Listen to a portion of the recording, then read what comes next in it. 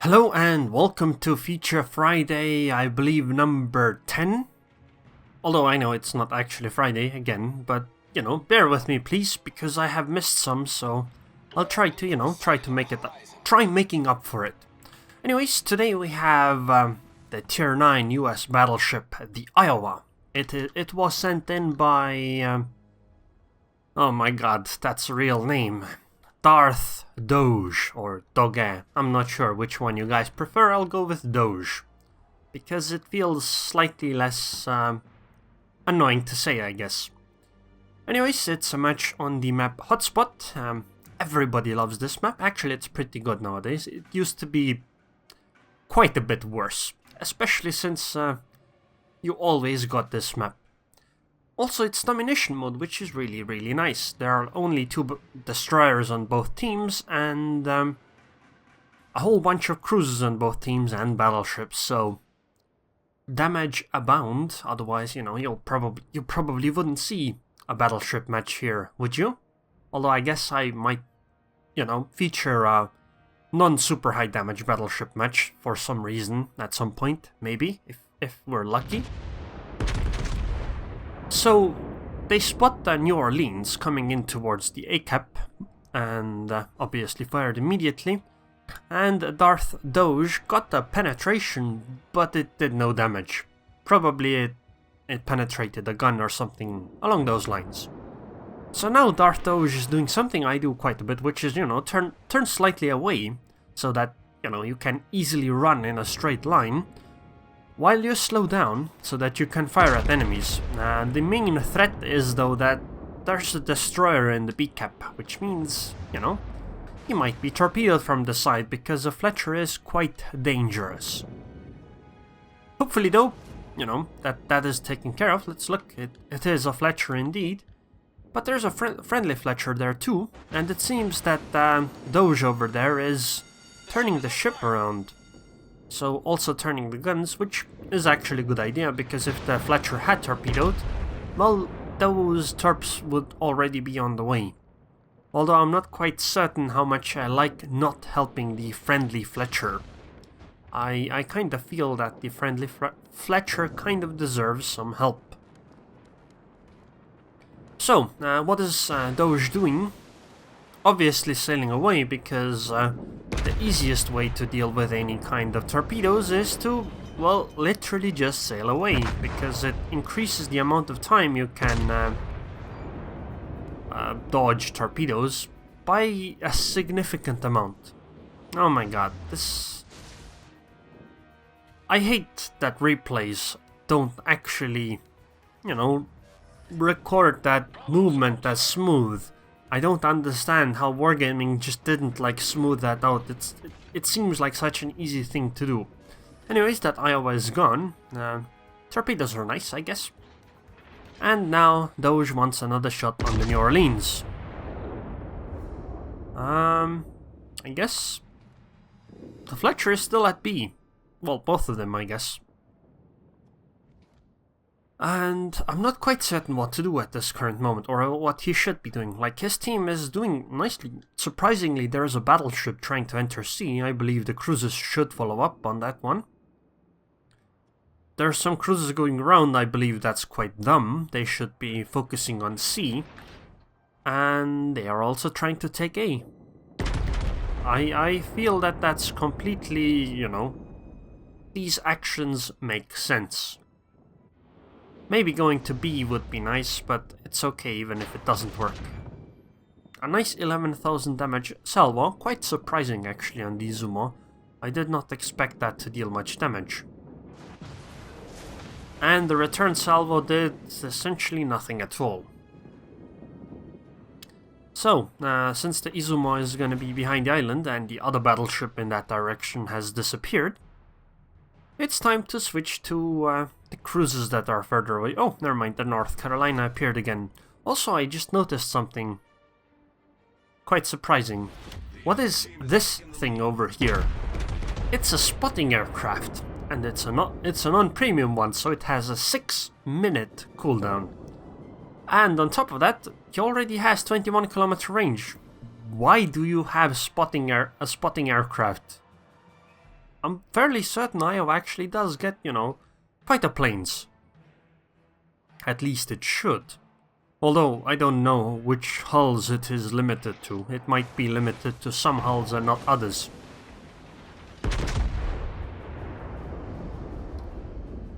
Okay, Pepsi, please obediently catch some shells, and nicely done, Pepsi. You did really well. 13,000 damage. I don't think you could have done it better even if you had tried. Now the dangerous part here is again the fact that the Fletcher might torpedo. I'm not quite certain how much I like this passive gameplay. It's kind of okay, but they are behind, so they kind of need to start playing for objectives. But there's like nobody following up for DarthDoge, so I don't quite know. Okay. Wow, Ibuki, you got really unlucky. Sorry, but goodbye. But yeah, I don't quite know how much I like this passive type of gameplay. They kinda need the objectives. But they also need kills, because if they keep YOLOing in and die, then they will still lose even if they get the objectives, at least for a bit. Not to mention there's a Fletcher in B, so attacking that's slightly dangerous. How was that a... What? How was that a Citadel hit? Oh my god, this game. It seems that Mr. Doge over here is using the dark side of the Force quite well to guide the Citadel hits. Otherwise, that seems unexplainable to me. Okay, so Chapayev is coming around the corner and showing broadside, so goodbye Chapayev, I believe. Well, not on these gun or these ones, next ones, the front guns once they come around. And this should be goodbye. Come on now, disappear. See, and I will tell you, I had not watched this match until this point so far, so I did not actually know that would happen. I completely guessed that one. Okay, so Miyoko's next. Hopefully a similar thing happens. 13,000 damage. And now the front guns. I don't understand, why do these people not learn to, you know, not show broadside? Well, this one went slightly better for the Miyoko. She only lost 20,000 HP, but now she is stuck. Because, well, she only has an island over there to go to. Which, you know, she just hit. So now she is a sitting duck. But Doge's team still needs a cap zone. 4,500 damage, and hopefully this salvo finishes it off. Never mind. 4,200 damage. Miyoko still has 4,000 HP left. It's okay though. Still, Doge's team needs cap zones. Many of them. Because they are slowly losing the C-cap, and they don't have any other ones. Okay, torpedoes incoming. What? Are those from the Miyoko? I guess they were, because they conveniently disappeared just in time. So now it's a shot on the Izumo. He tried looking up to, you know, get a better view on the Izumo. And a successful 13,000 damage in that salvo. That's very good. Now he's going in for a fight. Which will probably go decently well. Because he has some advantage due to HP. Although it doesn't really mean much. Because the Izumo has secondaries, and in this kind of medium range fight, secondaries can be a pretty big deal. Because they cause many fires. And it seems Doge actually wants to turn away and start running or something. Or at least go towards the big cap. Because otherwise I don't quite understand the fact that he turned towards the right side. Considering his back gun was turned, you know, towards that side as well. So he can't utilize it. So the back guns have to do a full turn. I guess the pass might actually decide this fight. Unless this Izumo does something stupid like turning away right now. which he appears to be doing. Wow, Izumo, please stop. You are embarrassing all battleships right now. Okay, so if you're at this close range, you can use, you can zoom out to depress your gun slightly more, but I don't actually know if the shells fire any differently. And he fired the... what? Jesus Christ, man. 30,000 damage from that barely aimed salvo. That's ridiculous. Just ridiculous. Hopefully this Pepsi doesn't get to ram Doge over here, because... well, he can take the damage, but, you know, it's better just not to do it. And, well, goodbye, Pepsi. So, right now, actually, it's a 3 against 2, so Doge's team is ahead. But they do need to remember that all the points aren't in their favor. There's still 8 minutes left, though, but they still don't have the cap zones, so... well, they need cap zones. And the second battleship is at sea, so they need the cap zones, because if the battleship at sea caps it and then starts running away into like that corner, they will need to hold cap zones to be able to at least threaten the Amagi, I believe, right? Yep, North Carolina is here, so the other one is the Amagi. Okay, so now it's a fight against an Amagi. He has an Izumo and a Belfast, but I don't think either of them will be of too much help here. He has 40,000 HP, I would heal right now. Like, right now. Or, you know, wait until this salvo and heal now. Okay, very good. He broke the front gun, temporarily at least, which is good, because it's going to be a fight with the front guns, and having the enemies one front gun down for like 40-50 seconds is pretty useful. Especially consider... well, he can damage on it, but that means he doesn't have it for fires. Hopefully the North Carolina doesn't ram him either. If the North Carolina ram the Iowa, well, then that would also end up pretty poorly. Oh, actually, never mind. I don't think it would matter, because it seems the Amagi is not coming in. Or, sorry, running away. It seems the Amagi is trying to do... trying to come in for a fight, which means that basically they don't have to care about the cap zones. All Doge's team needs to think about is killing the enemies, because it seems the enemies do want to fight. And this North Carolina is making a huge mistake by showing broadside here. He should have kept sailing away in a straight line. That would have been the best thing he could have done. And Doge did it nicely, because he was sailing away more or less while the North Carolina got his shot off, which was very, very useful. He's gonna get another shot off from back, and this time the North Carolina is not going to be angled much either, otherwise the North Carolina might just run aground. Okay, never mind, it hit the main belt, so all three bounced. But now it's a fight against the Amagi, which is showing broadside again as well for some reason. I don't quite understand. Now the threat might be that the North Carolina might run away, and at this point I'm not quite certain if getting cap zones would actually even threaten the enemy team, even slightly. One of the front guns is broken, so you can't utilize all three of them. He uses Damacon to try to fix it. I don't quite know if that's a good idea. I guess it is. If he doesn't get within secondary range, the enemy battleships probably aren't firing HE anyway, so it should be okay. Come on. Okay. A fully broadside Amagi, 8 kilometers. 6 shells were fired. Essentially very little damage. Oh, and actually it seems the North Carolina is still burning. Wait, no, never mind. Not anymore, at least. Okay, 6,000 damage. Salvo coming in by the Amagi. Not going to be very dangerous.